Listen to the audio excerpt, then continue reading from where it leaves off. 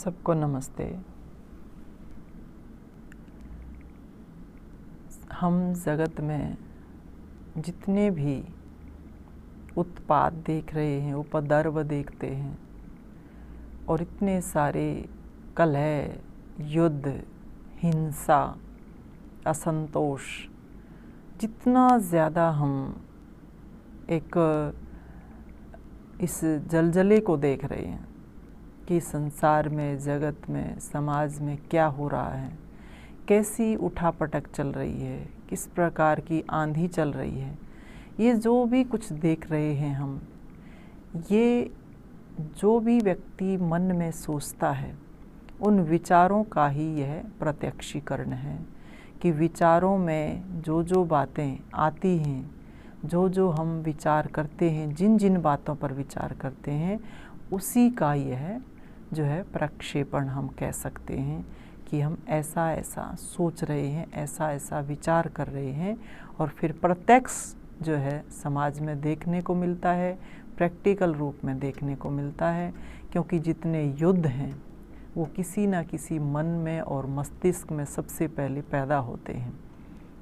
प्रेम है, भाईचारा है, इस प्रकार का सहयोग का भाव है, ये भी भाव जो है मन में ही होते हैं और फिर व्यक्ति के व्यवहार में उतरते हैं। तो जहाँ ऐसा वातावरण होगा वहाँ लोग अमन से, चैन से, शांति से, पवित्रता से, सदाचार से युक्त होकर के रहते हैं। कहने का तात्पर्य यही है कि जो समाज का स्वरूप हम आसपास देखते हैं और जिनके माध्यम से यह स्वरूप बना है, वह दो प्रकार के व्यक्ति ही कहे जाते हैं। एक है असुर कोटि के व्यक्ति और एक देवता कोटि के व्यक्ति। असुर जो लोग होते हैं, असुर प्रकृति के जो लोग होते हैं, उनका काम होता है समाज को बिगाड़ना, समाज को तहस नहस करना और एक तरह से अपना वर्चस्व जो है वो स्थापित करके रहना। और जो दिव्य कोटि के जो व्यक्ति आते हैं, जो देवता कहलाते, उनका काम होता है संवारना, समाज को अच्छा बनाना। तो योगेश्वर श्री कृष्ण यही बात कह रहे हैं कि असुर जो लोग होते हैं, केवल असुर जो है उनको नहीं कहा जाता कि वह दूसरी योनि में जाकर के किसी खूंखार जो है शरीर में प्रकट हो जाते हैं, खूंखार योनि में चले जाते हैं और उनको कहें कि ये जो है असुर कहलाते। नहीं, असुर और देवता ये मनुष्य के शरीर में ही विराजमान है सारे के सारे। और आप देखिए कितने हद तक, कितने जो है एक कितने बुराई तक जो है, एक बुराई की हद जिसको कहते हैं, अतिक्रमण जो है लोग कर जाते हैं अपने इन गलत अवगुणों से, अपने इन गलत भावनाओं से, गलत विचारों से। तो इसी प्रकार के व्यक्ति के जो है उदाहरण योगेश्वर श्री कृष्ण दे रहे हैं कि ये जो व्यक्ति होते हैं समाज में, इस प्रकार के स्वभाव से जो रहते हैं, इस प्रकार के जो कर्म करते हैं, वह कभी भी देवता नहीं बनते, वह असुरों की कोटि में आते हैं, पशुओं जैसा वो जीवन जीते हैं। तो इसी प्रसंग को आगे बढ़ाते हुए योगेश्वर श्री कृष्ण इस बात को कह रहे हैं कि एताम दृष्टिम अवष्टम्भ्य नष्टा आत्मानो अल्पबुद्धयः प्रभवन्त्यर्गुण कर्माणः क्षाय जगतो अहितः। कि ऐसे जो असुर प्रवृत्ति के जो लोग होते हैं, उनका काम क्या है कि इस समझ के साथ, किस समझ के साथ रहते हैं कि केवल और केवल इसको तो कामनाओं की पूर्ति के लिए ही बनाया गया है। जितना ज़्यादा हो सके यहाँ जो है दुरुपयोग करो चीज़ों का, जैसा मन करे ऐसा ही जो है इनके साथ व्यवहार किया जाए। और ये कहा कि ये जो है अल्प बुद्धि लोग हैं, इस समझ के साथ रहते हैं, इनको अल्प बुद्धि कहा जाएगा, विक्षिप्त बुद्धि वाले कहा जाएगा, भ्रांत और नष्ट आत्मा ऐसे व्यक्ति को कहा जाता है।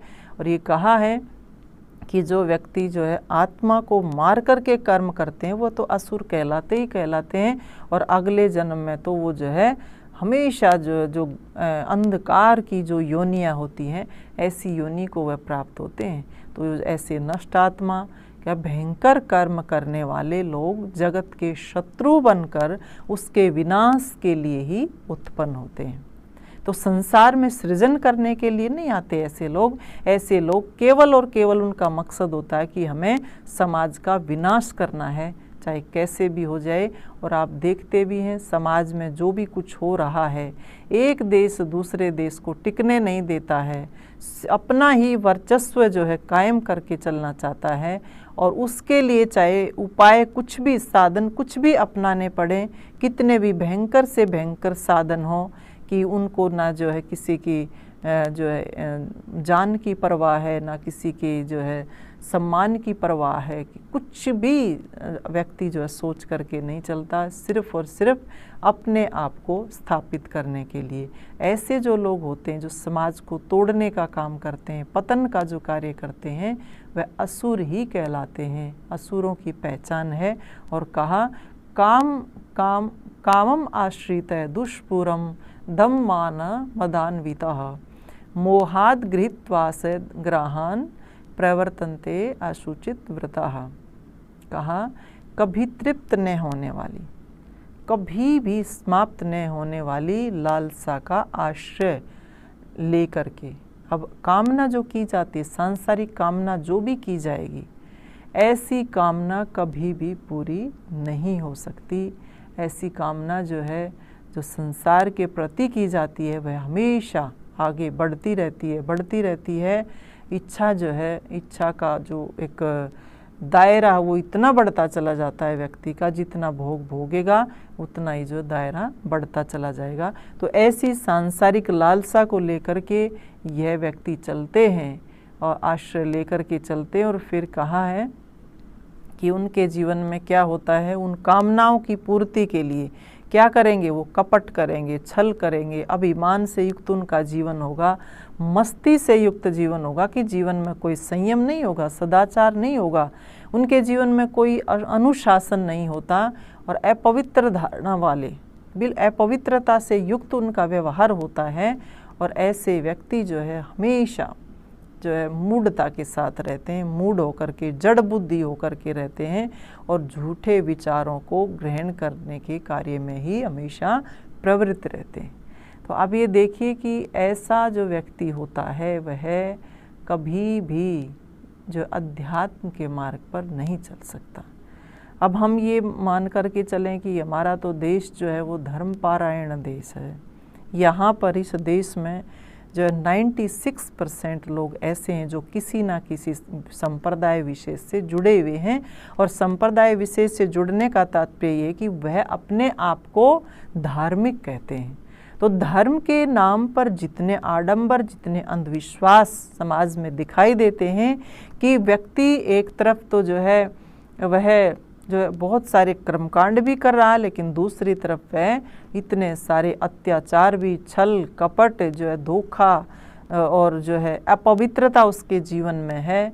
तो हम ये कैसे कह सकते हैं कि ईश्वर उनकी कामनाओं की पूर्ति करेगा, या वह कभी भी उस मार्ग के जो है पथिक बन सकते हैं, उस मार्ग के जो है राही बन सकते हैं? कभी नहीं हो सकता, जब तक व्यक्ति का आचरण जो है वो है शुद्ध नहीं होगा, जब तक मन की पवित्रता जो है उसके पास नहीं होगी, ऐसा आचरण जो है वह करता रहेगा, तो कैसे वह आगे बढ़ सकता है? तो ज़रूरी आवश्यक यही है कि सबसे पहले हम अपनी समझ को अच्छा बनाएं, कि हमारी समझ कैसी होनी चाहिए इस संसार के प्रति, ईश्वर के प्रति, स्वयं के प्रति। हम क्या सोचते हैं, कैसा सोचते हैं, समाज के प्रति कैसा सोचते हैं। तो सारा का सारा जो ढांचा है हमारा विचार के ऊपर ही खड़ा है। विचार शुद्ध होंगे, अपने प्रति विचार शुद्ध होंगे, समाज के प्रति, ईश्वर के प्रति हम बिल्कुल एक हमारा चिंतन स्पष्ट होगा, संसार के प्रति चिंतन हमारा बिल्कुल पारदर्शी होगा, तभी तो हम आगे बढ़ सकते हैं। और नहीं तो केवल इस बात को लेकर के कि संसार तो केवल बना ही हमारी कामनाओं की पूर्ति के लिए है, या जैसा चाहे वैसा जो है व्यवहार करते हुए केवल और केवल मुझे तो अपनी कामनाओं की पूर्ति करनी है। साधन चाहे कितने भी गलत क्यों ना अपनाने पड़े, रास्ता मुझे चाहे कितना भी गलत क्यों ना अपनाना पड़े, मुझे तो केवल और केवल जो है अपने उन कामनाओं को पूरा करना है। और यही हो रहा है समाज में कि व्यक्ति के विचार ऐसे बन जाते हैं कि मुझे तो यही सांसारिक भोग भोगने हैं, और उसके लिए व्यक्ति सारा दिन चोरी करता, डकैती करता है, और जो है भ्रष्टाचारी इतना ज़्यादा हो जाता है जीवन में, और भी बहुत सारे जो है उसके गलत कार्य जो है जीवन में होते रहते हैं। और केवल एक ही पिपासा, एक ही तृष्णा बनी रहती है, भोगों को भोगना है, भोगों को, कामनाओं की पूर्ति करनी है, चाहे कुछ भी येन केन प्रकारेण, बस। तो ऐसा व्यक्ति जो है विक्षिप्त होता है, पागल होता है, मूड होता है, जड़ बुद्धि उसकी हो जाती है, और हमेशा अपने आप को पतन की ओर ही वह लेकर के जाता है। तो जीवन में आसुरी प्रवृत्ति ना बने, इसके लिए सावधान होने की आवश्यकता है। योगेश्वर श्री कृष्ण ने तो बता दिया कि आसुरी प्रवृत्तियाँ कौन कौन सी होती हैं, और आसुरी प्रवृत्ति जिस व्यक्ति की होती है उसका व्यवहार समाज में किस प्रकार का होता है, उसको हम सुधारें, सजग हों। इन्हीं शुभकामनाओं के साथ आप सबका धन्यवाद। सबको नमस्ते।